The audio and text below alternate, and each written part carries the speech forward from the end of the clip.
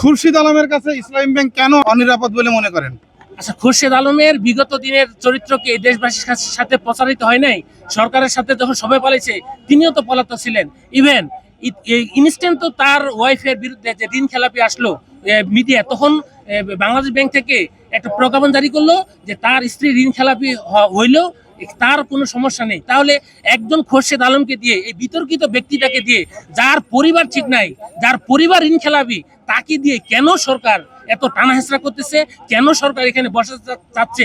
তখন থেকে আমাদের প্রশ্ন হয়েছে যে নিশ্চয়ই এই সরকারের একটা নীল নকশা আছে। সরকার একটা অর্থ লোপাটের জন্য এই খুরশেদ আলমকে দিয়ে করতে চায়। যদি অসৎ চরিত্র লোক হয়, দুর্নীতিবাজ লোক হয়, কেলেঙ্কারি যুক্ত লোক হয়, তাহলে মনে হয় যেন সরকারের সুবিধা হয়। এই জন্য খুরশেদ আলমকে দিয়ে টানা হেঁচড়া করছে।